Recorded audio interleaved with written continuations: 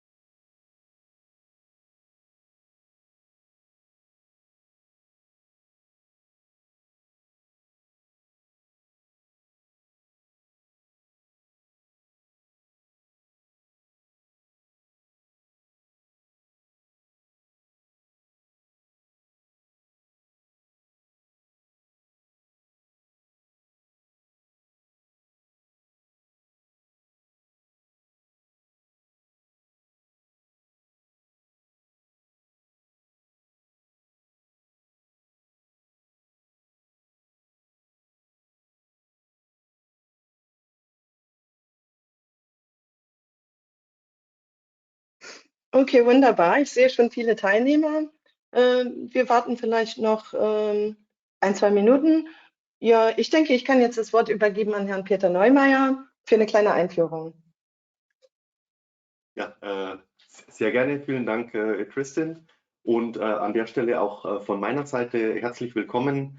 Mein Name ist Peter Neumeier. Ich bin seit circa 1,5 Jahren verantwortlich für den Channel bei ESET in Deutschland bzw. in der DACH-Region. Herzlich willkommen natürlich an alle Kolleginnen und Kollegen von ESET, von Safetica, aber ganz besonders natürlich an Sie, liebe Partner. Es freut mich, dass wir Sie gewinnen konnten als potenziellen Pilotpartner für dieses Projekt. Pilotpartner, wofür denn eigentlich? Ne? Wird sich der ein oder andere vielleicht fragen. Diese Partnerschaft, diese Technologiepartnerschaft zwischen ESET und Safetica besteht auf internationaler Ebene schon seit einigen Jahren. Wir haben sie aber bisher in der DACH-Region nicht gelebt. Und das möchten wir nun gemeinsam mit Ihnen ändern, denn wir sind überzeugt, dass sich unsere beiden Lösungen ja hervorragend ergänzen.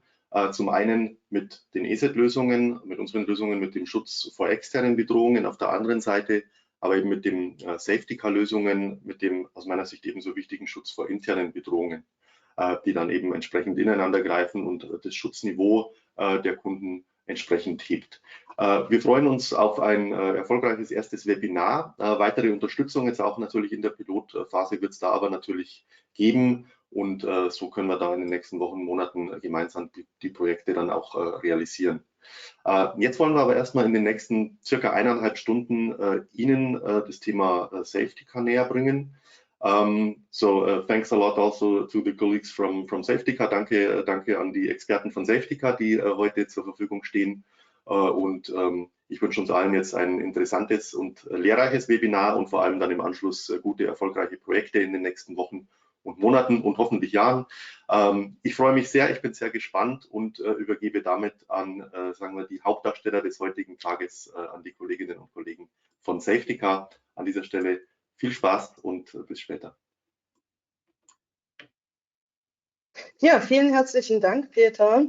Ja, dann springen wir einfach auch gleich in die Agenda. Ich stelle kurz vor, worüber wir heute sprechen. Erst einmal werde ich kurz vorstellen, wer wir sind bei Safetica. Dann werde ich darauf eingehen, was macht die Lösungen von Safetica einzigartig? Wie ist unsere Herangehensweise an DLP und Insider Threat Protection? Heute konzentrieren wir uns hauptsächlich auf das Produkt Safetica ONE, aber der Vollständigkeit halber werde ich das gesamte Produktportfolio von Safetica vorstellen. Der Hauptanteil von diesem heutigen Webinar wird eine einstündige Safetica ONE Produktdemo sein mit meinem Kollegen Adam Wetscherek. Und zum Schluss können wir natürlich auch ein paar Fragen beantworten. Sie haben die Möglichkeit, in GoToWebinar auch jederzeit Ihre Fragen einzugeben und wir kommen zum Schluss darauf zurück. Safetica ist ein europäisches Unternehmen mit Hauptsitz in Prag, mit Offices auch in Brünn, Tschechien. Wir sind 2011 gegründet worden und bieten Lösungen an in den Bereichen Data Loss Prevention und Insider Threat Protection. Sehr wichtig ist auch anzumerken, dass unsere Kunden Organisationen jeder Art und Größe sind. Auf der rechten Seite sieht man einige Analystenfirmen, Gartner, Forrester, Radicati und auch Infotech Software Reviews, wo wir überall auch als Leader im Bereich Data Loss Prevention erwähnt wurden. Und ich zeige nochmal unsere Platzierung bei Software Reviews nachher. Wir haben einige sehr wichtige Allianzen und Partnerschaften. Und ich stelle hier einige vor. Also wir sind Microsoft Gold-Partner, wir sind Fortinet Fabric Ready und wir sind globale Partner von Netrix und von ESET, wie Peter auch gesagt hat, weshalb wir heute ja auch alle hier zusammen sind.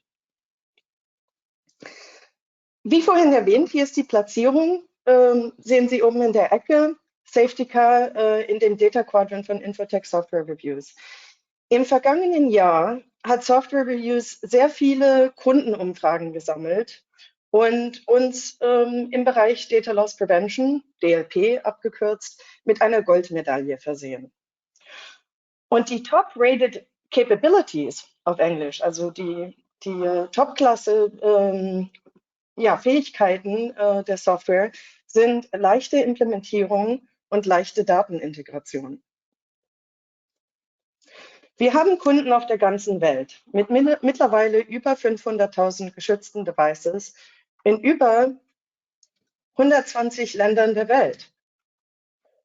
Und hier sind einige der Kunden, die uns auch mit ihrer Datensicherheit vertrauen.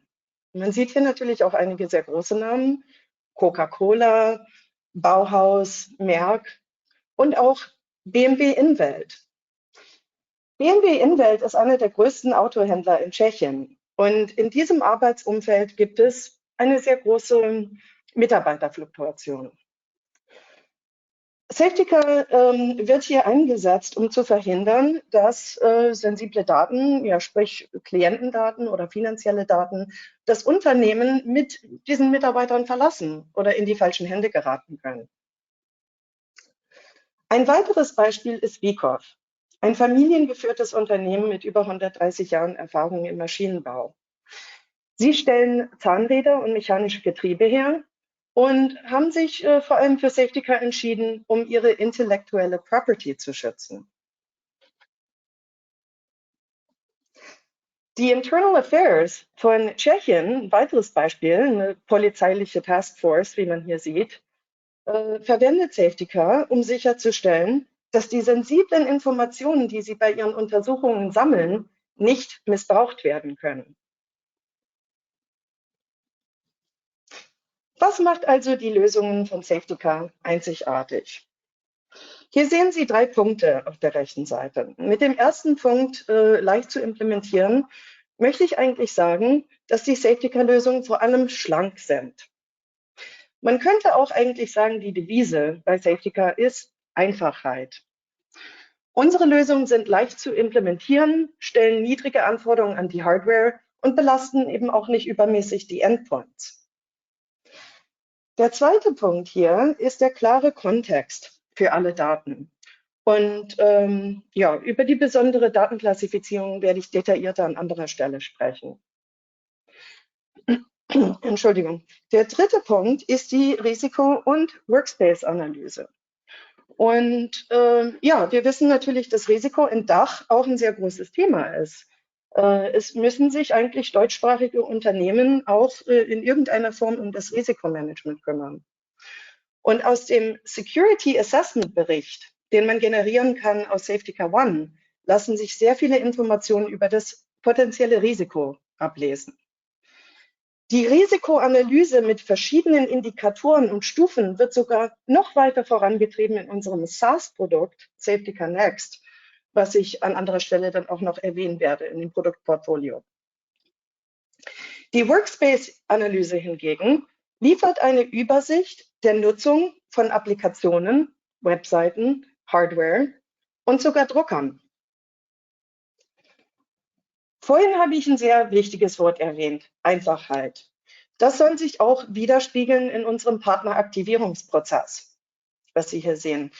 Auf der linken Seite, also die erste Stufe der Partnerqualifizierung, kann man an dieser Stelle eigentlich als abgehakt ansehen. Denn Sie sind ja, wie Herr Neumeier auch schon gesagt hat, ausgewählte Pilotpartner für dieses Projekt mit ESET und Safetica. Und die einstündige Safetica Demo mit einem Safetica Pre-Sales Consultant werden Sie heute sehen. Der nächste Schritt wäre dann die Unterzeichnung eines NDAs. Und Sie werden im Anschluss von mir, im Anschluss an diesem Webinar von mir, 2 E-Mails erhalten. Einmal über DocuSign, ein NDA. Das ist vor allem wichtig, dass wir Ihnen auch Zugang geben können zu NFR-Lizenzen, dass Sie selber sozusagen auch die Software in die Finger bekommen und testen können. Und die zweite E-Mail beinhaltet dann nützliche Links, eigentlich sämtliche Materialien, die man braucht, um erstmal loslegen zu können, vor allem das E-Learning. Und wir können dann zu einem späteren Zeitpunkt ein Partnership Launch Meeting vereinbaren. In diesem Meeting werden dann die Requirements, Needs and Goals, also die Bedürfnisse, Anforderungen und Ziele von beiden Seiten, von Ihnen und von Safetica, festgelegt und dokumentiert. Und wir können auch sehen, ja, wie der Fortschritt ist, auch mit E-Learning. Mit E-Learning kann man sich zu einem Safetica Certified Associate, also Tier 1 Level, innerhalb von 2 Manntagen selber schulen online. Und dieses theoretische Wissen kann man dann auch praktisch anwenden in einem ersten Projekt bei einem Proof of Concept. Die Bonusstufe hier ist die Tier 2 Zertifizierung. Man könnte sagen, mit Tier 1 ist man in der Lage, Demos zu machen und auch erste POCs.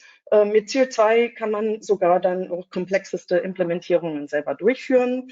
Das hat natürlich auch zum Vorteil, dass man Implementierungen selber als Reseller durchführen kann, ohne zusätzliche Kosten, dass man vollen Level 1 und Level 2 Support für Partner und Kunden anbieten kann und wie auch erwähnt, dass man natürlich auch in ersten Projekten das theoretische Wissen praktisch anwenden kann. So, wie gehen wir heran an diese Thematik? DLP und Insider Threat Protection. Vielleicht fragt sich jetzt der eine oder andere, warum eigentlich Insider Threat Protection? Was heißt das? Naja, das Problem ist, Insiderbedrohungen sind am Wachsen. Und das kann ich auch mit einigen Statistiken untermauern. 2/3 der Firmen machen sich Sorgen um bösartige Insider. Und nochmal zur Erinnerung, ein Insider ist eine Person, die Zugang hat zu den Daten einer Firma und diese ja, beabsichtigt oder unbeabsichtigt missbrauchen kann. Und die Zahl der durch Insider verursachte Vorfälle ist um ca. 50% gewachsen in den vergangenen Jahren. Insiderbedrohungen sind die Hauptursache für 60% der Datenlecks, was zu Kosten von ca. $4 Millionen führen kann. Wenn man sich diese Kosten betrachtet, sollte man nicht nur an ja, Bußgelder bei Compliance-Bruch denken, sondern auch die Kunden, die man verliert, das Business, was flöten geht oder auch der Reputationsschaden, wenn zum Beispiel sehr große Datenlecks durch die Medien gehen. Aber die gute Nachricht ist, jede Organisation kann ihre Daten schützen. Wie, ist die Frage. Und Safetica hilft in 3 einfachen Schritten. Discovery, Education und Protection. Um sensible Daten schützen zu können, muss man überhaupt wissen, wo sie sind und wo sie fließen. Deshalb entdeckt und klassifiziert Safetica alle Dateien in Bewegung, in Benutzung und im Ruhestand und fügt Informationen über das Risiko hinzu. Die Risikoanalyse haben wir ja vorhin angesprochen. Und mittels Smart Scanning ist es sogar möglich, effizient Daten zu entdecken und zu klassifizieren mit minimaler Auswirkung auf Endpoints im Tagesgeschäft. Mit anderen Worten, wir unterbrechen nicht die Arbeit des Users und wir überladen nicht den Chip und Speicher. Mit Hilfe dieser Klassifizierung und DLP-Richtlinien, die sehr granular eingestellt werden können, können wir Sicherheit im Unternehmen durchsetzen, aber auch gleichzeitig das Security-Bewusstsein des Mitarbeiters schulen, indem wir ihn benachrichtigen, wenn er dabei ist, ja, die Unternehmensrichtlinien zu verletzen. Und weiter dann zum dritten Teil, zu Protection. Es gibt im Allgemeinen verschiedene Schutzmodi, die man auswählen kann. Wir können entweder alle Aktivitäten still und heimlich im Hintergrund loggen und dem User erlauben zu tun, was er oder sie möchte. Oder wir können eine Warnbenachrichtigung anzeigen, das Ereignis loggen und ja, dem User trotzdem erlauben, fortzufahren. Oder wir können den User um eine einmalige Business Justification bitten, die Aktion erlauben, aber den Admin sofort benachrichtigen. Oder wir blockieren die Operation komplett. Und auf welchen Kommunikationskanälen das funktioniert, zeige ich nachher. Dieser Datenschutz wird dann aufgrund der vorhin erwähnten DLP-Richtlinien ausgeführt. Die Datenklassifizierung bei Safetica ist einheitlich, aber flexibel. Und das liegt daran, dass wir eine Kombination von verschiedenen Methoden einsetzen. Wie man hier sieht, man kann nach Content klassifizieren, das heißt nach spezifischen Keywords inklusive OCR-Erkennung für Bilder und gescannte PDFs. Nach Kontext habe ich auch vorhin erwähnt, wo oder wie die Datei erstellt worden ist oder wo die Datei gespeichert oder wohin sie bewegt worden ist. Wir können nach Dateieigenschaften klassifizieren, das heißt nach Dateiattributen oder Erweiterungen oder Metadaten, falls wir schon eine vorhandene Klassifizierung haben. Und darüber hinaus können spezifische User bestimmte Dateien auch manuell klassifizieren oder reklassifizieren. Wie gesagt, heute ist das große Thema Safetica ONE, eine Enterprise DLP und Insider Threat Protection Lösung. Eine selbstverwaltete Expertenlösung mit Abdeckung aller Datenschutzszenarien. Aber der Vollständigkeit halber möchte ich natürlich auch Safetica Next zeigen und also zeigen, dass es das gibt in unserem Portfolio. Das ist eine Next-Gen SaaS DLP, ein cloud-nativer Service mit einer noch schnelleren und einfacheren Implementierung, sogar an einem Tag möglich, und mit einem Fokus auf maximale Automatisierung und Einfachheit.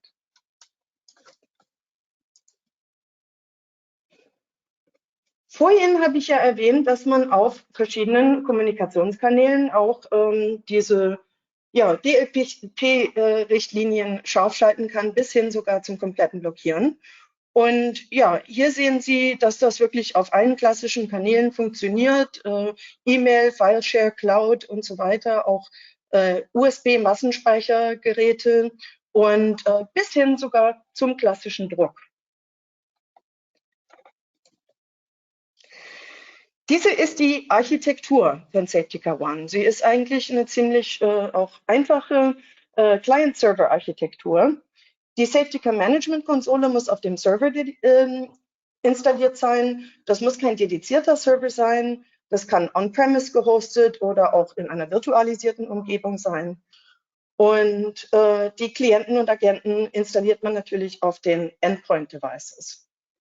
Wie gesagt, in diesen Kommunikationskanälen haben wir die Option zu prüfen, benachrichtigen, begründen oder blockieren. Die DLP-Richtlinien werden in der Konsole festgelegt und die Alerts hält man von den Endpoints zurück. Und interessant zu wissen ist auch, dass die Ausführung der DLP-Richtlinien funktioniert, auch wenn der Server im Offline-Modus ist. Also das heißt, nicht mit dem Internet verbunden. Und die oft erwähnte Einfachheit spiegelt sich auch wieder in unserer Lizenzierung.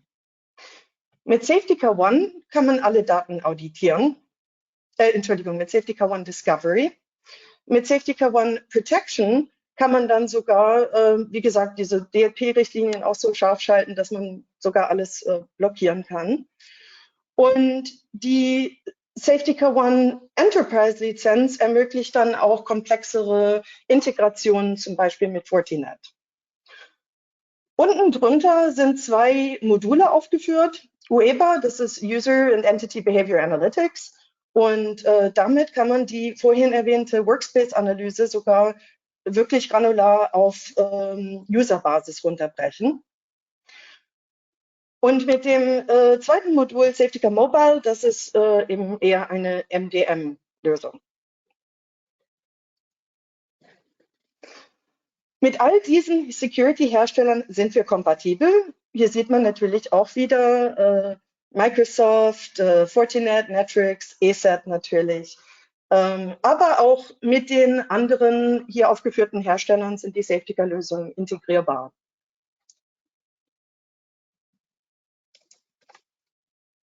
Und zu guter Letzt möchte ich gerne eine kleine Zusammenfassung geben.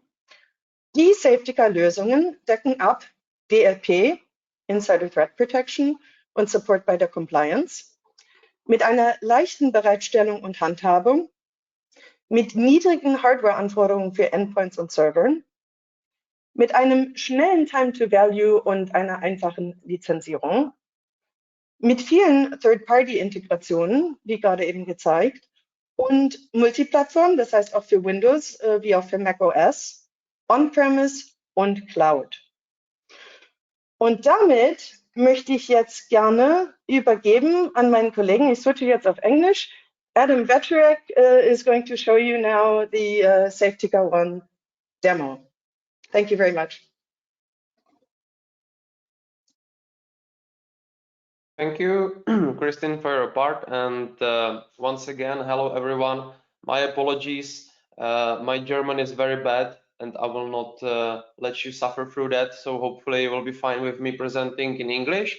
However, I have something to show you and show you that we have localization in our product for German as well.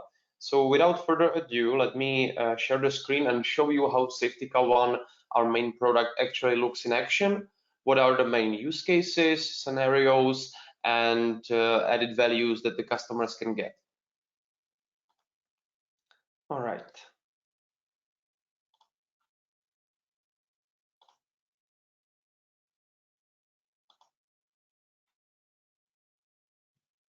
All right, hopefully you can see my screen right now.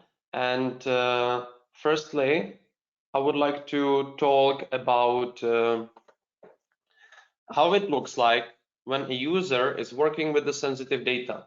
So in the first part of this demonstration, we are going to focus on the user or employee part of Safetica protection.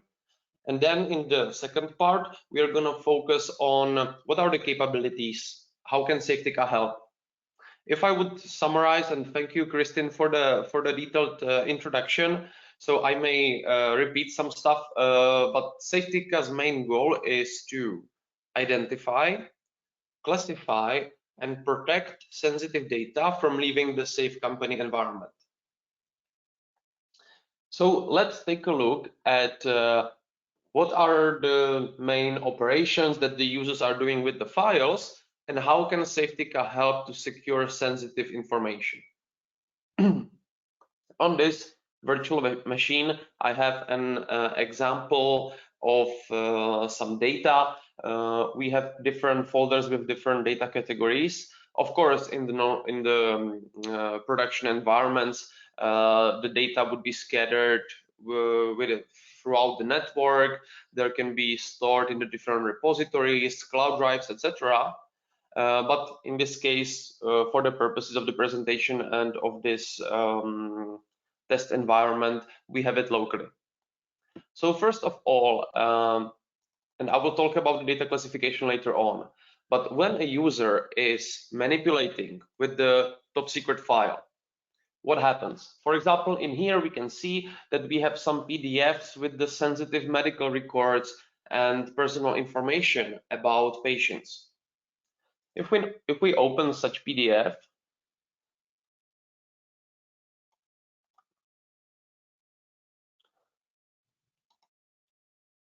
we can see that at the bottom right, the user is notified immediately that this particular file is sensitive or contains some sensitive information.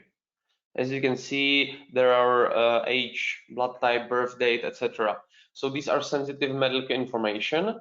And right after the user opens the document, he can actually see that there are actions that are restricted with this top secret document. Majority of the data leaks are happening by a mistake, a human error. That's why we use this notification for the users to actually raise their awareness about data security and to help them prevent any potential mistakes. But of course, if there is an attempt to intentionally transfer file outside of the safe company environment, this is what Safetica can prevent as well. So for example, we can see that you cannot send this file via the email, you cannot upload it, you cannot print it, and you also are restricted to perform certain operations with the file. Basically, Safetica is an endpoint DLP solution. It does require an endpoint client on the computer to be installed in order for all the features, data classification, and restrictions to be enforced. And when we were designing Safetica, we thought, what are the possible ways how the users can get the data outside of the company? So we thought about the endpoint, and we covered all the standard channels. So emails, both via the desktop applications like Outlook or webmail, then mass storage devices, print, copying of files to a cloud drive or to the web destination, and all of those we covered. So for example, if since the screenshotting is restricted, the user will try to upload the file, he will not be able to. He will try to copy some information in the clipboard, he will not be able to. And for example, if he attempts to take a screenshot over the file, as you can see, the screenshot is not restricted. However, the part of the document or the document that contains some sensitive content is blackened, so he's unable to capture the sensitive information on the screenshot. So this is just one of the features that we have. And of course, these notifications for the users can be turned off or turned on, but our best practice is that almost 90% of our customers have these notifications on at all times for the reasons I described, to raise the awareness about the data security, to protect the users, and at the same time protect the sensitive data. Now let's take a look at a different example, because most commonly the users will not take an operation like try to copy something into the clipboard from a sensitive document or take a screenshot, but they will try to send this document outside via different data channels. So one common example that I have in here is a WeTransfer, pretty standard and common file share website. Okay, there was a bit of a lag. Hopefully you can see it again. Great. So WeTransfer is a pretty standard file share website. And what we can do in here to test this, we can click on Upload Files. We will choose a file from the top secret data category. So for example, the same PDF of medical records from of Anna Carr.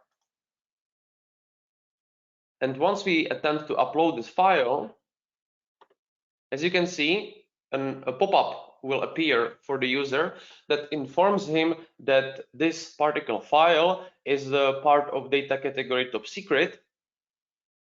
And since these are the most sensitive top secret data, sorry, my apologies. We have used the most restrictive mode, which restricts the data transfer and does not give the employee or the user any option to bypass or override the settings. There is an option in the product where, upon providing a justification, users can temporarily break the policy even if it's in the most restrictive mode. However, at the end, this particular scenario, I really want to protect these medical records, and the users should not be able to transfer them outside of the safe company environment. So I'm only informed that this action was restricted, and the only thing I can do is just close this notification. You can also slightly edit the notification. For example, you or the customers can put here the email of their IT department or of their IT provider. or Safetica administrator. So this is one example, but it is not always desired to completely restrict the operations. Of course, data protection is important, but it's equally as important for us to make sure that the everyday workflow of the users is not affected. So for that, we have a different policy mode, and I can demonstrate that by uploading a file from the data category sensitive. These files contain sensitive content as well. In this particular sense, some financial information. So we have some invoices in here. However, they are not as sensitive as the medical records. That's why we have put them into different data category, and we have used a policy mode in the less restrictive mode, which is, we call it the notification mode. So let's take a look how it looks like now. If I attempt to upload a file, because Safetica recognizes that this file is a part of the sensitive file data category, I receive the notification once again. However, now in the notification mode, me as a user, I have an option to either proceed with the upload despite this notification, or realize, all right, why am I using WeTransfer, a public file share website, to upload the data? I should use Safe Company upload server. I should use the company's cloud drive, etc. The channels that are protected actually. But if I click on upload anyway, several things will happen at the same time. First of all, security alert will be generated immediately, and will be sent in terms of either an email or an alert into a SIEM system at the real time, informing Safetica administrators about a breach of this policy and the potential security issue. Secondly, there will be a detailed records in Safetica Management Console, and we will take a look at that in just a second, informing us and describing all the details about such incident. So when was the time, which user, from which computer, what was the original location of the file, what was the destination, and many more details that I'm going to show you. And thirdly, there will also be, or there is an option in our solution which is suitable for this case, a shadow copy of the file can be created on the endpoint. So now the Safetica administrators will have all the tools needed for the investigation of the security incident. They will have all the details about this particular operation or data transfer in the Safetica Management Console. They will be notified in the real time about such incident, and they will also have a shadow copy of the file so they can actually take a look what exactly was in this particular invoice. So these are the two main policy modes that Safetica uses. Of course, we also have a policy mode that is called log only. In this policy mode, there are no restrictions and no notifications for the end user. However, still security alerts can be triggered and can be connected to this DLP policy. And you will still see all the information in the Safetica Management Console. All right, so this is just something that I wanted to show you as an example and start off this presentation, because it's important to understand how it actually looks like from the user point of view. Now let's take a look a bit closely at the different features that Safetica offers. Here you can see main Safetica Management Console. This is the console where all the settings are being done, the configuration, where all the records are viewed, and you can basically do everything from this Safetica Management Console. Kristen previously has been describing the architecture a bit. Let me just quickly summarize how Safetica works. There are two main parts, backend and endpoint. You need a Safetica server. It doesn't have to be a physical on-premise server. Most commonly, it is a virtual server on Azure, Amazon, or any kind of hosting platform. On that Windows server, you install Safetica server components together with the Safetica management console. And on top of that, you need some place where the data will be stored. For that, we are using an MS SQL database. It can either be the Express free version that is limited by 10 gigabytes of space, and is free from Microsoft, and it is actually included in the installation package of Safetica. Or you can also use, for the larger customers and larger projects, SQL databases in the standard or enterprise edition. Additionally, you can also use Azure SQL as a service from Microsoft. The advantage is that you can choose exactly the configuration that fit your needs. And just to give you an idea, the SQL Express that is free and included in the installation package is limited by 10 gigabytes of space and some performance. Safetica client that is protecting the endpoint is generating 1.5 megabytes of data per day in case all the features are enabled. There are a lot of logs about the data and the files and the sensitive content that we are gathering. So if you have up to 200, 250 endpoints, it is still manageable to use Safetica, SQL Express database. However, there needs to be some proper maintenance, and most commonly, the SQL Express database is used for the trial implementations and proof of concepts. All right, so this is the backend. We have a server, a virtual one or a physical one. We install Safetica server together with the console, and we connect this to the database. It doesn't need to be a dedicated database. If the customer already has a SQL standard or enterprise database, we can connect Safetica server to there, and it will create its own instance in the database, and this can be used. And then we have the endpoint components. And for the endpoint components, there are two of them, Safetica Agent and Client. These are installed on the computers and are running in the hidden mode.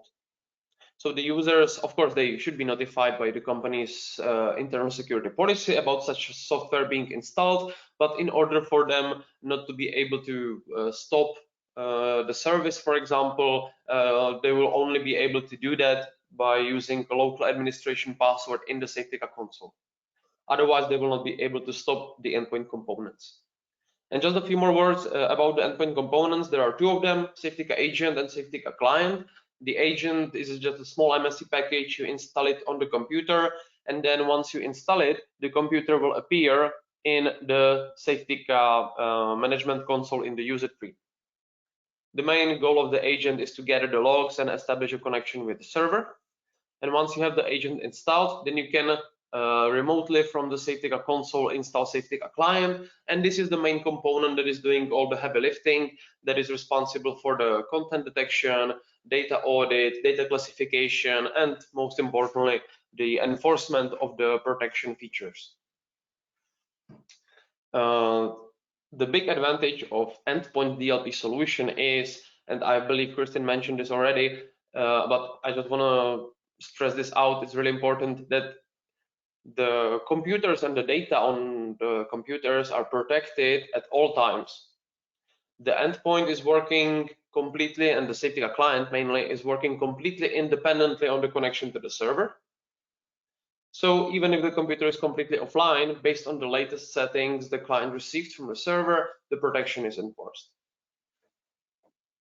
All right, now let's take a look into the management console. As you can see on the left side, there is a user tree. Most commonly, this user tree is created by an import from Active Directory. So after installation of Safetica, you may choose a desired part of the Active Directory and import organizational units and security groups into the user tree. This is much easier because the user tree then is created automatically, basically. However, you don't need to do that. Any computers that will on which the Safetica agent with the connection specification to the server will be installed will be automatically created under the unknown group, and then you can create your own groups. For example, test DLP group, and you can then drag and drop and assign the computers manually. However, of course, utilizing the import of Active Directory is much more convenient. Okay, and as you can see, there are different modules that Safetica offers. The alerts, reports, discovery, where you can see information about the manipulation of all the files. Then the protection module, which is the most crucial part, and we're going to focus mainly on this one today. And then we have a link to Web Safetica. This is our web console that is designed for the purposes of the managers. This Safetica management console has a lot of settings. All the configuration is done from here, but we also have a Web Safetica, a web console, which can be accessed by the URL and with, of course, the ID and the password and the correct rights given by the Safetica administrator. And the managers can quickly check, for example, in here, when were the files sent and also where. So we can see which data channels were utilized. We are using automation and AI in the Web Safetica to quickly present the most important information. For example, I can see that Safetica evaluated that there are 3 security issues in the data security section that requires my attention. So I can just quickly click on those, be redirected to the outgoing data page. And in here, I can see that, for example, there were 2 files, although they were not identified as sensitive. That means that they did not meet any rules of the data categories we created. Still, they were transferred to unknown USB or external devices. And if we click on the link, we can just aggregate the data really quickly and check that, indeed, it was Edward Walker. He has copied some old customer reports from his destination onto the USB mass storage device. The information that we display in Web Safetica are much more simplified. As you can see, there are just basic information, but in the Safetica Management Console, I will show you in a second, you can get all the information you need. So now let's pretend I'm the manager of the company. I see that there are some security issues. I see who was responsible and when, and I have different options. I may go into the management console myself, or I may ask Safetica administrator to create a report of all the manipulation with the customer reports or of all the activities from Edward Walker with the sensitive data or with the data in general. Okay, I will get to the Web Safetica in just a second. I just wanted to, from the high point of view, describe the main differences between the 2 consoles. So now if we are in the Safetica Management Console, the most important part and where most of our know-how is and 10 years of experience we have put is the protection module. We can, as you can see, there are different sections of the protection module, but we can divide them into 2 main areas. Firstly, there is something that we call a simple protection. In the simple protection, we are focusing on the whole data channels, for example, devices or disks or encryption.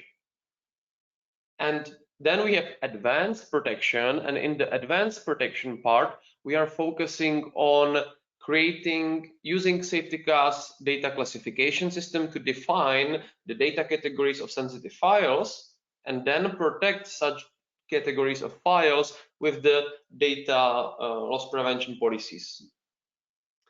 So let's start with the simple protection, and we will work our way towards the advanced protection, and we can create some data categories and protect data together. As Kristin mentioned, we in Safetica, we are really focusing on building an interface and the management console that is easy to understand and easy to implement. Of course, at first it may seem a bit overwhelming, but hopefully once I show you how things can be set up easily, you will agree with me that it is rather straightforward. So first of all, we have some side modules or side sections that are not as important, but for example, Safetica is not an encryption tool. We don't have our own encryption. However, Often we heard from the customers that they are struggling with the settings of the BitLocker on their Windows machines. It takes a lot of time. It's not straightforward. It cannot be optimized as well. So we just said, hey, let's help you out. Since Safetica is mainly designed for the Windows operation systems, let's put here two modules in Safetica called BitLocker disks and BitLocker devices. And for example, if the customers wants to encrypt disks of their computers, they may simply choose the BitLocker disks, then highlight or select the part of the user tree. In this case, I want to encrypt the whole company, and I can choose the encryption policy. We can either decrypt the BitLocker encryption, or we can encrypt all disks or just the data disks. It makes sense to encrypt all disks, so we can use the TPM chip as a safe mechanism. And we now can choose the options for the policy. So we can use a TPM chip, combination with the TPM and PIN, or just the password to unlock the system disk. So let's use the TPM as a standard option and recommended one, and then we can of course use passwords or USB keys and alternatives. And once we are happy with the settings of the policy, we can just save the settings, and Safetica server will send this information to the endpoints. The endpoints will store the new configuration into their local settings database, and they will initiate the encryption. And you can then see and monitor the progress of such encryption here. Of course, this is just the simulated environment. There are only 2 computers in here, but you can just do it in bulk and quickly encrypt all the disks with Safetica. All the recovery information are by default saved into an SQL database that is connected to Safetica. Alternatively, you can double down and save the recovery information to Active Directory as well. And then with the sufficient level of rights and Safetica administrator, you can export all recovery information really easily. So with just a few clicks, you may ensure that the computers will be encrypted with BitLocker. Similar thing we did for the devices. So one part of the Safetica client is a device driver, thanks to which we can basically not only monitor but also restrict unknown mass storage devices from being connected to computers with Safetica client. However, for those devices that are company approved and can be used within the company, it makes sense to use the BitLocker encryption to actually protect them. So as you can see, we have some allowed devices in here, mass storage devices. We can see details about such device. I will talk about it in a second in more detail. So let's just choose this device, and we will say, all right, everyone in the company can use this device, and let's encrypt it. So only the users which has this device assigned to will be able to decrypt and access information there. So in case this mass storage device is lost or stolen, all the data obviously will be safe. And the recovery password for selected devices are once again saved in the Safetica database and can be exported with just one click. All right. Now let's talk about the device control. This is very important feature and maybe the most important one in the simple protection part of this main feature set that Safetica offers. Device control is pretty self-explanatory. It controls the devices. What happens with the devices that connects to Safetica, to the computer protected by Safetica client? As you can see, the protection is being done by the ports. So we have the USB card readers, Windows portable devices. This is how Windows identifies cell phones. Then we have CD DVDs and some wireless connections like infrared, Bluetooth, etc. Now, very important thing to note in here is that these restrictions, for example, USB set to block, doesn't mean that the whole USB port is completely shut down and basically the communication is stopped. That means that any devices that have an internal storage will be restricted from the communication with the operation system, basically. So we are only focusing in the device control for those devices that can be used to get the data outside of the company. So if we choose the most restrictive mode to restrict the USB mass storage devices, it means that any device with the internal storage like flash drive, pen drive, external drive that will be connected via the USB will be restricted, and the user will not be able to open it or manipulate with it in any sense. However, if the user with these settings connects a mouse, a keyboard, or a headset, or any other device that doesn't have the internal storage, it will ignore this restriction and can be used normally. And of course, there are different modes of the policies that can be used. Block, read only, or the notification that I showed you, which actually gives a user an option, notifies him, hey, you're doing something potentially dangerous. We recommend not using this unknown USB mass storage device. And he can say, okay, that makes sense. Let's cancel this operation, or he may proceed, use this device, but once again, security alert can be triggered, information about the usage will be displayed in the Safetica management console, etc. You have also probably noticed that we have created an allowed zone in here. We want to restrict all USB mass storage devices. Users should not use them. They should use safe company repositories, the company's internal upload server, etc., and not transfer sensitive information or any information via the mass storage devices. However, there are still some mass storage devices that are used within the company, are protected with the BitLocker, and we want to give the users an option to actually use them. So we have created an allowed zone. We have set the option to allow, and we have added these mass storage devices. So this zone basically works as a whitelist, as an exception against the global settings.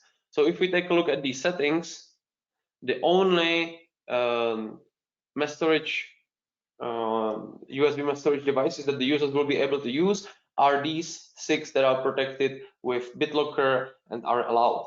Anything else will be restricted. Of course, there is a granularity in the configuration and settings in Safetica, and it's actually pretty straightforward.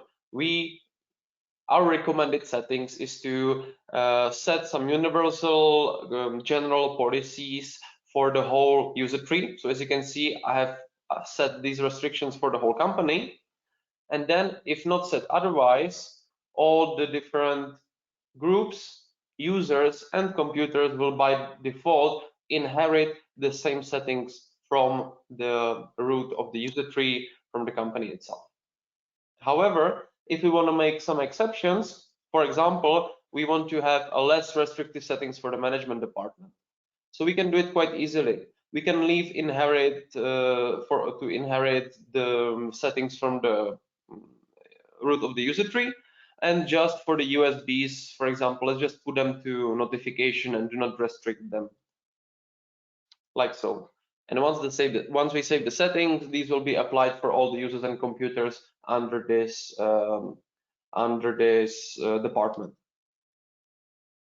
You can also set up different restrictions and different settings directly to the users and computers, but I would not recommend that. It's much harder to manage and actually to know what did you set up. It's much more convenient to use these either department structure imported from Active Directory or your own created groups. But it's up to you. You can use that as well. And this logic is same for all the modules in Safetica. All right, moving on from the device control, let's talk about the discard. This is a simple feature that offers the ability to deny or grant access to local paths, local drives, but most commonly it is used for the network paths or cloud drives. So as you can see in here, our company is using Office 365. We have allowed usage of OneDrive Business and SharePoint, and G Drive still, because we are transitioning, so we can use that. This is just one option that you can use. And what this means is the users, if you block for example, Dropbox, they will not be able to access Dropbox either both via the desktop application or via the web interface. And this is what it means once again, the simple protection. We are not looking at the files right now. We are just establishing some general rules for the main data channels such as Cloud Drive and device control. We don't need to restrict users from using any mass storage devices. We may just allow them all, but then we need to take a closer look and attention to how we create DLP policies. And we will say, all right, you may use USB mass storage devices, but you are only restricted from using specific sensitive files, which I will mention in just a second. So this guard, pretty straightforward. Mainly it is used to manage access to the network paths and availability of the cloud drives.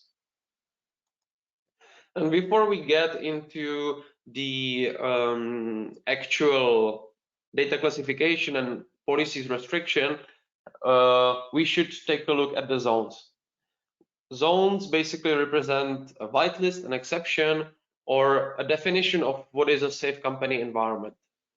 We were discussing it already in the device control, so we can still see those 6 devices in here, but there is much more that we can put in here.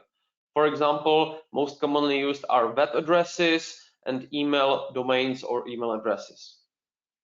Later on, we will create a data category. We will say these are the sensitive files. This data category is sensitive, and then in the DLP policy we will say the users are unable to send these sensitive files via an email. However, we still won't give the users an option to send this via an email to their colleague, to their supervisor, or to anyone within the safe company email domain. So we may use the company email domain at safetica.com as an exception. Similarly, we may restrict users from uploading those sensitive files to the destination in the web. However, we may put here exception, we may put here an internal upload server, internet as we did, etc. So it's really important to define the zones correctly. So once we create DLP policies, we may use these exceptions to make sure that everyday's workflow and the workload and the processes of the employees are not affected. All right, and now finally we'll get to the most interesting and important part, the advanced protection, where we are setting up rules for the data classification to classify which data are the sensitive ones, and then we can protect them with the DLP policies.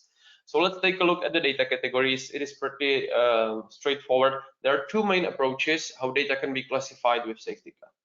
First one is the data classification based on the sensitive content.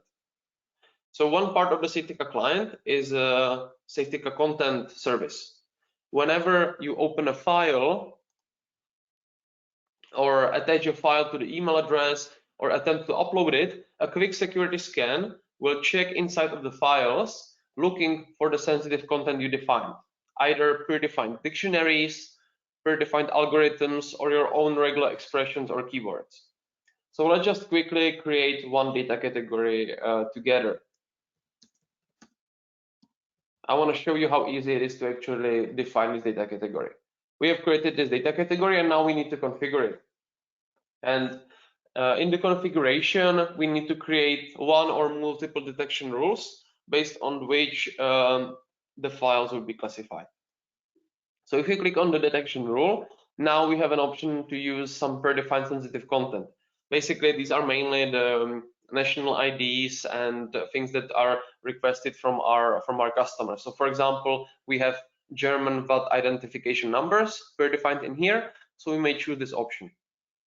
Of course, the predefined sensitive content is limited, and in case we would like to use our own definitions or address a particular use case, you may either put here a keyword, so we may use the invoice once again, or we may use a new expression.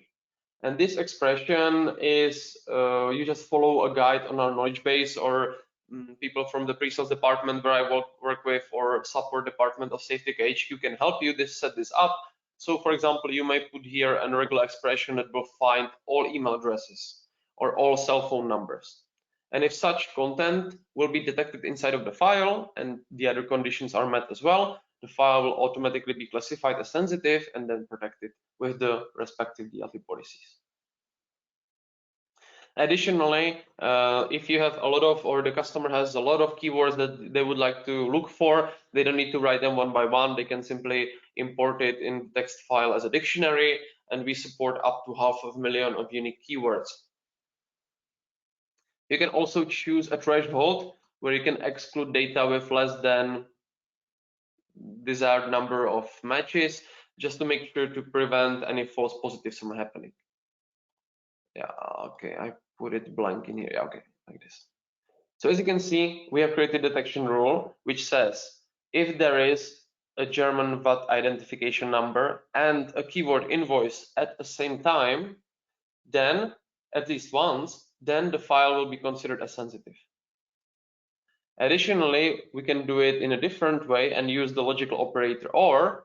So we can create this rule that says it's enough if there is only German VAT identification number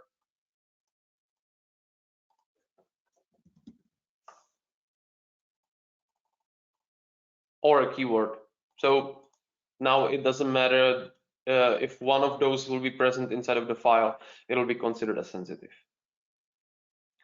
And of course, the content scan is happening over the Excel files, PDF files, Word files, the common files that the users are using for work. But we have added recently an OCR feature, optical character recognition. So now we can look for the sensitive content also in the scanned files and image files. All right, we have finished the creation of this data category. It is now automatically applied and sent to all the endpoints. And of course, right now, there will be no restrictions or notifications. We are just classifying the files, but we can use it later on to create a DLP policy to that. So that's the first approach of data classification based on the sensitive content. The second option are the context rules. We understand that not all cases can be solved just by defining some sensitive content. It not always makes sense. So we also have a context rules option, and rather than what is inside of the files, we are looking with the context rules at their origin or their location. So I have the top secret data category created already in here. So if you take a look and at the configuration, there are three main sets of rules that may define context data category. First are the application rules. So in the application rules, you simply choose a specific application or an application category. So most commonly our customers are using CRM applications, ERP applications, or for example, in the manufacturing business, CAD software, and any files that will be exported or created by this application. So I will just choose the application category CAD software.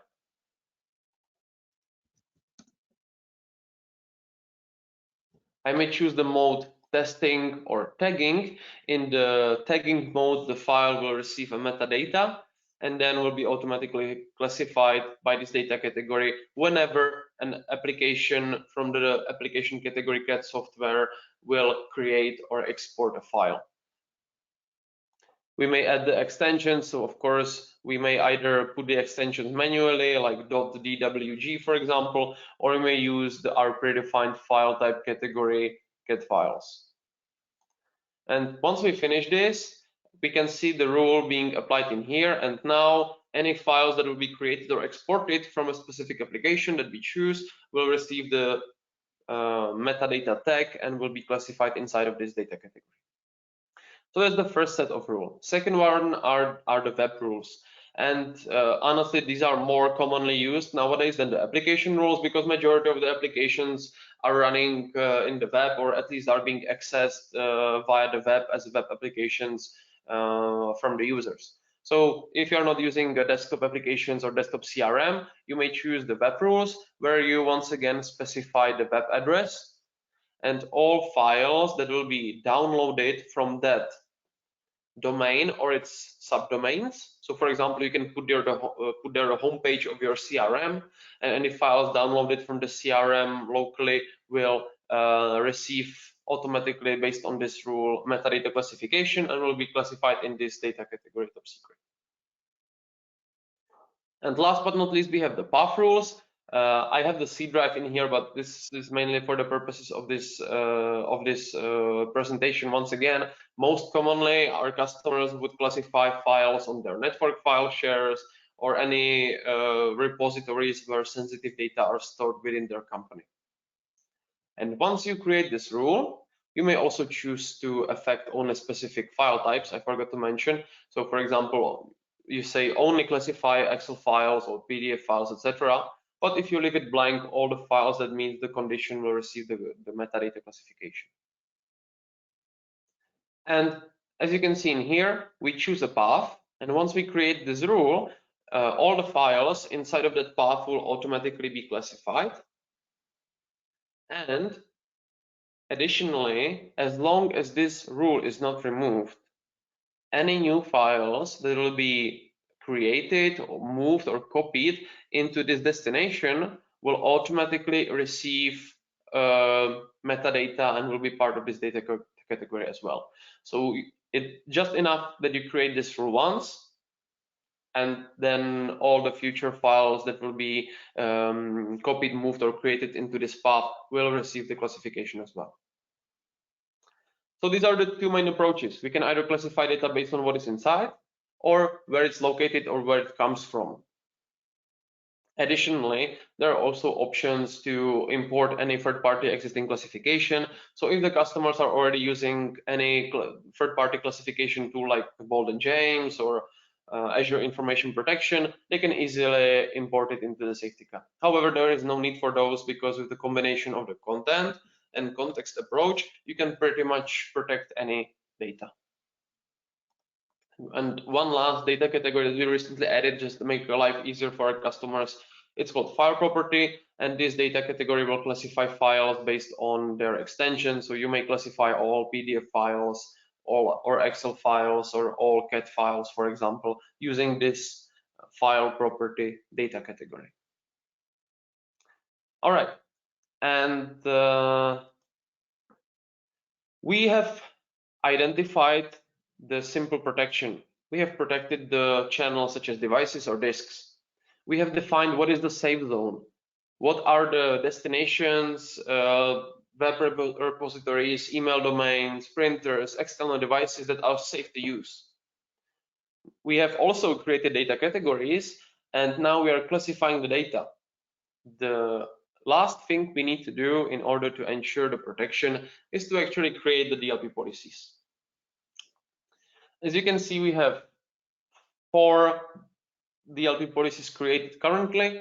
You can see in this overview the name, the policy details, and most importantly, the policy rules. But let's just create one together to see how easy it is. So there are 3 steps that we need to do. First one is the policy name. So we can protect the top secret files. So top secret files policy, for example. We can put in a more description. It's up to us. And then we need to choose a policy type. General policy type, it doesn't take any data classification into consideration. It is great for some general rules. If you want to restrict users from uploading any data to file share websites or public web mails, etc., you can do it by general DLP policy. Then we have application policy, which is available only in our enterprise version. And this policy is a bit different, because so far we've been talking all about the files, but we can protect applications as well.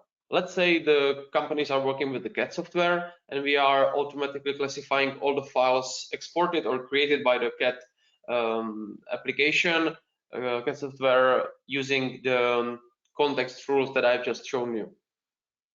But the sensitive information are displayed in the application itself. So by using application category, we may restrict users from initiate the print from the application, from taking a screenshot or copying into the clipboard of some sensitive content before the actual file is created. So these are some advanced settings that are that can cover specific use cases of the customers. But the most common policy type is called the data DLP policy.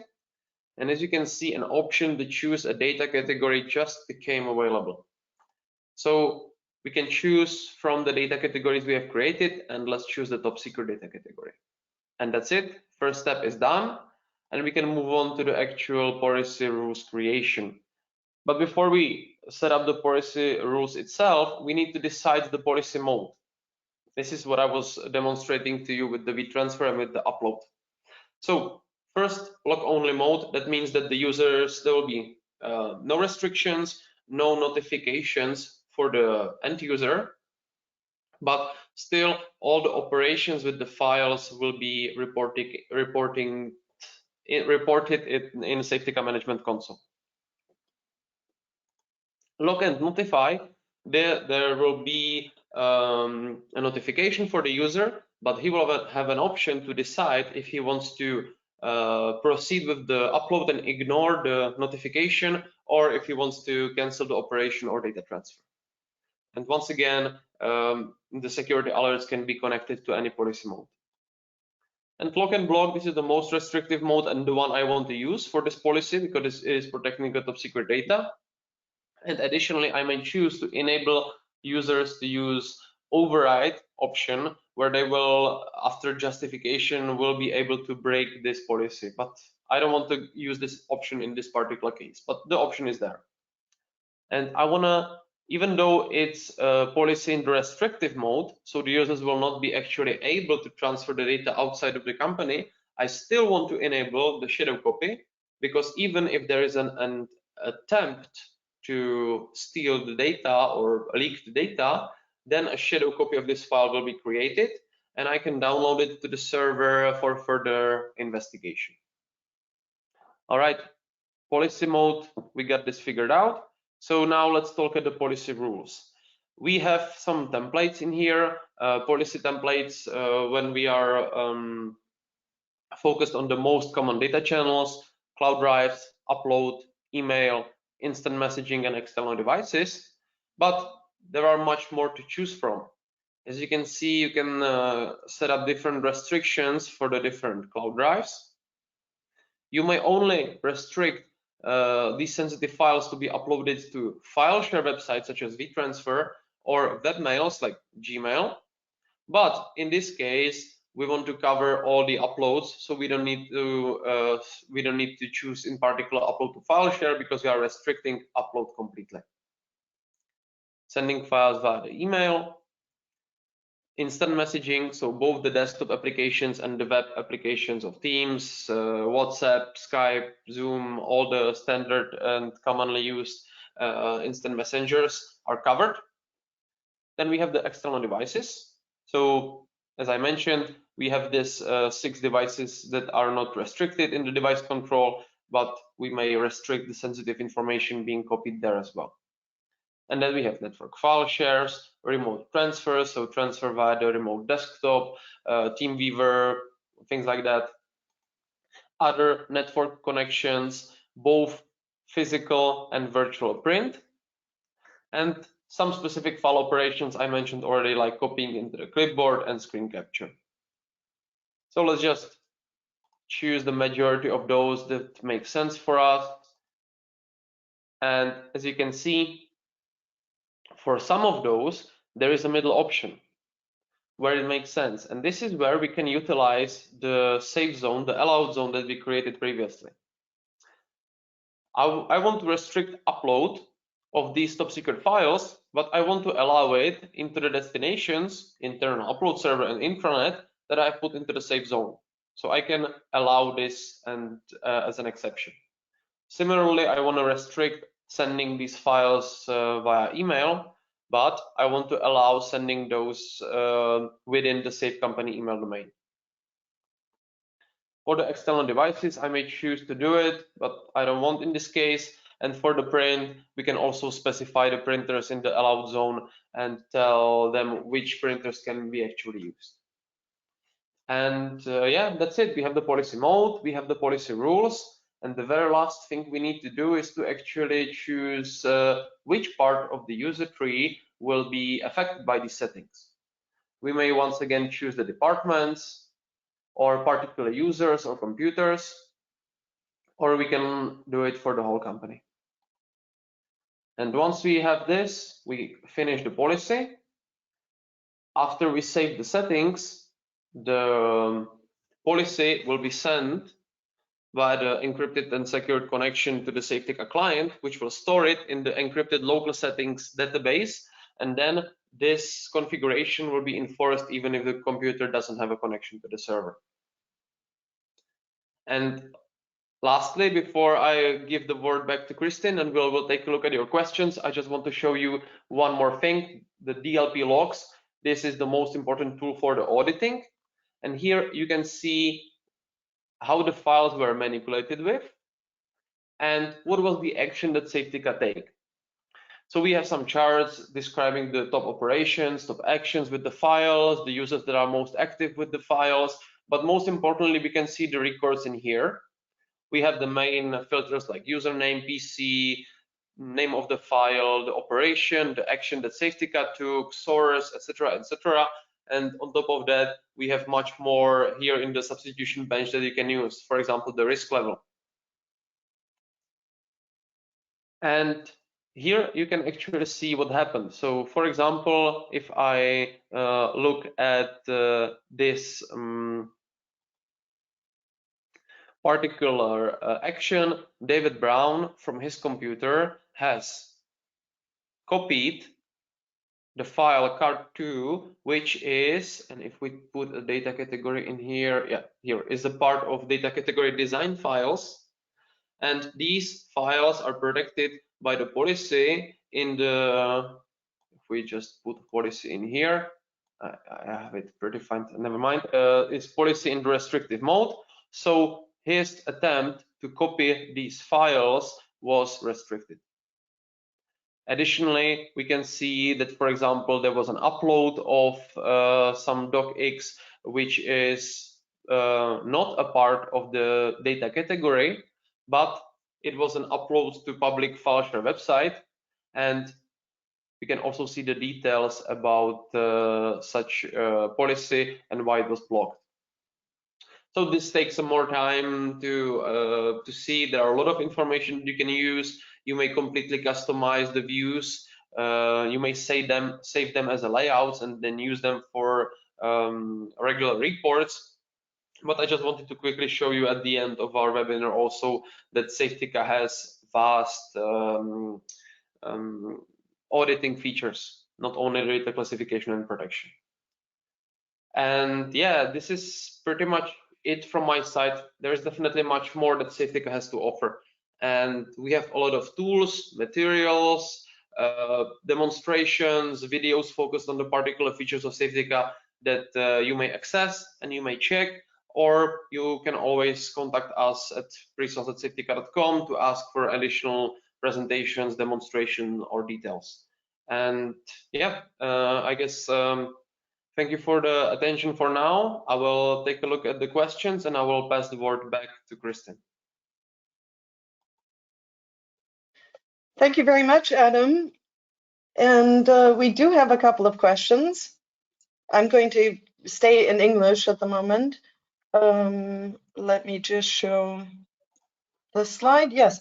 And so let's start with the first question. So Inka Benke asked, does the encryption management work with other encryption solutions other than BitLocker? I will pass that question to you, Adam. Yeah. Unfortunately, we are only integrated with BitLocker. And the reason being is that BitLocker is an encryption tool that is already built in Windows operation systems. And we are just offering a simplified, centralized management of BitLocker encryption. So to say that, unfortunately we are not integrated with other encryption tools. However, we are compatible, but we do not offer the simplified management that we do for BitLocker. Okay, thank you for that. And we have a couple of other questions. So I'll read it in German first and then translate it. gibt es eine Einstellung, dass man gegen Genehmigung Dateien hochladen bzw. runterladen kann. So is it possible to upload or download files with a certain, being allowed to do it? And I think what the question is leading towards is override or business justification. Is that correct? Yeah, definitely. It all, hopefully, this question was a bit answered while I was describing the DLP policies. But yes, there are settings, and you may choose for each particular user if he's affected by a specific policy. So, for example, we may let marketing team to be able to upload or download some files to specific destinations, and we may restrict that for the rest of the user tree.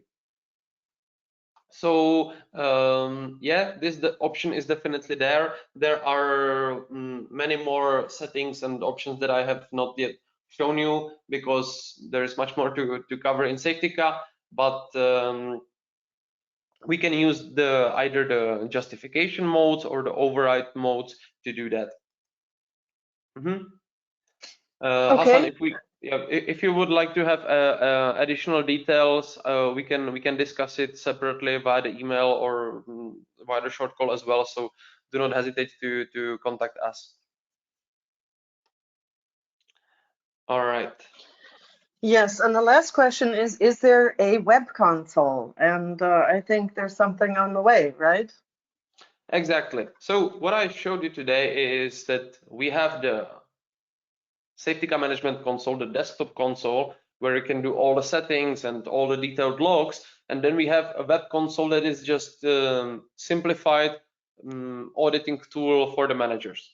But our team, our development team, is working for very hard on unifying these two consoles and bringing them together into one web console. So we will you will not longer be needed to use the desktop management console, and everything will be in the web console. So this is one of our main priorities for the first half of this year, and we expect to have the first version of the web console in the second quarter, and then during this year we will gradually migrate all the features into the web console and make it our primary console for Safetica ONE. So hopefully that did answer your question. Once again, if you want to know more details, let us know. Okay, thank you very much, Adam. And thank you everyone for asking some questions too. That makes it a bit more interactive. If you'd like to, we still have a few minutes. Feel free to type any questions in to GoToWebinar. We can still answer them. And this session today is being recorded. You, as I mentioned earlier, when I showed the partner activation process, you will receive some emails from me with the NDA and with information, also with the email address for the pre-sales team and so forth, so that you can ask for more information if you need it. And you will have a link to this recording, as well as a link to Brand Cloud, where you will receive access from us, and you will be able to download these slides as well. So, okay, we do have another question now. Is Safetica multi-client capable, which is important for MSPs? Today, we have been focusing mainly on the presentation of Safetica ONE, our original solution that is an enterprise-grade DLP and a solution that we have been developing for more than 10 years now.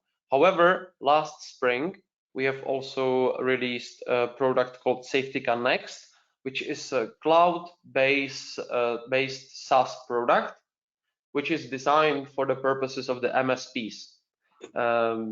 Safetica Next does not yet have all the features that Safetica ONE has, especially in regards to the data classification and data protection. We have just released the first iterations. However, this product is also designed for a slightly different use cases. Safetica ONE is a all-in-one solution that offers audit, data classification, and data protection, and based on its vast number of features, it can cover even advanced security and DLP scenarios from the enterprise customers. So we have a lot of customers from the financial sphere, banks, hospitals, etc. Safetica Next, however, the SaaS cloud-based MSP solution, is mainly designed for the smaller customers. And